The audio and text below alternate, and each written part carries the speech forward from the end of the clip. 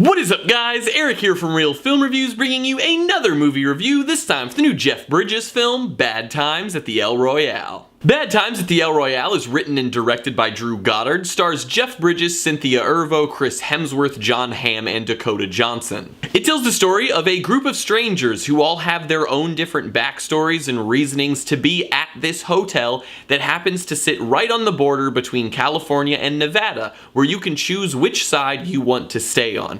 Now, that's it. That's really all I can say about the plot of the film, because after that you start to get into why these people are there, and I don't want to spoil that for any of you guys because this movie is so well written that I don't want to ruin that if you want to go see it. This movie is exceptionally stylish and sleek in both the way that it is directed and the way that it's written. I really have to give a lot of props to Drew Goddard for that, because he was able to take a film that he wrote himself and then film it in a way that all of these characters feel exceptionally fleshed out, even when we're only just introduced to them, which is extremely difficult to do. It's very hard to make a character feel like a real lived-in person before you've given them backstory or anything like that. But this film successfully did that. It all looks so great. It's so well directed. The opening sequence of this film, like the first 20 minutes or so, is genuinely 20 of the most enjoyable minutes of film that I've probably seen so far this year. It's all so well done. John Hamm and Jeff Bridges, I think both are kind of the standouts in the film. They both do such an amazing job with their roles. I'm not even a very big John Hamm fan. Personally, I've never been very impressed with him. I've never watched Mad Men, so I've only ever really seen his film career. And I think that he's enjoyable and does a solid job in most films, but I've never been very impressed with him. But I have to say, I was genuinely impressed with him in this film.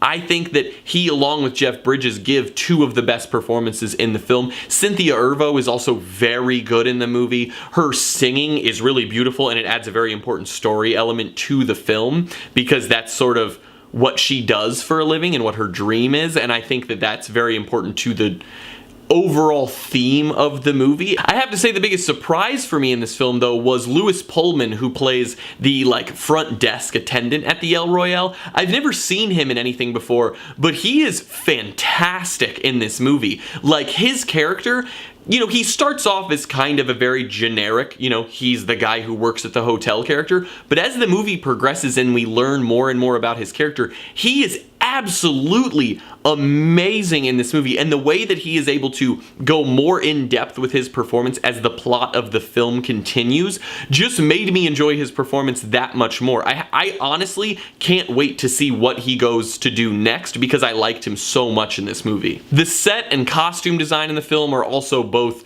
just wonderful. All the characters, the way that they're dressed, the way that they speak, all of the hotel, the way that the rooms look and everything, the aesthetic of everything is so perfectly set for the late 1960s, because that's when this film takes place. So you get that wonderful 60s aesthetic that everyone knows and loves, and I think that that adds even more to the story, because when you feel that enthralled and you feel that the story is told in this extremely in-depth manner, it makes it that much easier to believe what you're seeing. And then again, I don't want to spoil something else, so I have to kind of be cryptic with the way I say this, but the way the story is told, the choice that Drew Goddard made in his writing, in the way he wanted to portray the film and showcase it to the audience, I very much enjoyed. It gives us the opportunity when watching it to see a lot of things multiple ways, and as I said, I don't want to go in depth because I don't want to spoil anything, so that's all I'll really say, but the visual representation from his choice of writing, I think, was a very cool way to make this film about all these different characters work.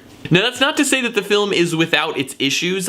I really only have one big issue with the film, though, and it's that while I loved the writing, I loved how sleek and stylish everything was in it and how clever it was, after you get past, I'd say, the first half, maybe the first 2/3 of the film, some things begin to happen that I think are a little lackluster. They feel a little more, I don't want to say predictable, but kind of like something that isn't as original as the beginning of the film had been. And I think that that's more a problem with just how amazing the first act of this movie was, and less about how not good the third act was, because the third act is still really well done. I very much enjoyed watching it. I thought it was really good.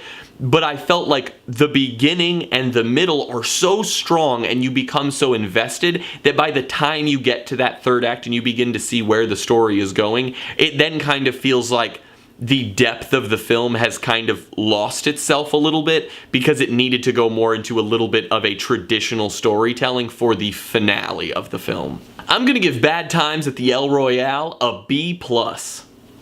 This is a super stylish film that is both written and directed by Drew Goddard, who I think did a fantastic job with it. It's full of great performances from a ton of great actors, and besides the fact that I felt the third act was a little lackluster comparatively to the rest of the film, this was a freaking dope movie, in all honesty. If you like films that are told in a manner where they keep you guessing, this is a movie for you. If you like movies where characters have hidden backstories that you have to learn as the film progresses, I highly recommend this movie. I was honestly really blown away with it when it first started, and I think that this is one that, while it won't get any award recognition, this is going to be one that I think audiences really love. Well guys, as always, I'm Eric. If you enjoyed this video, please do like, subscribe, comment down below what you thought of Bad Times at the El Royale, share everything we do here on Real Film Reviews, and hope to see you guys later.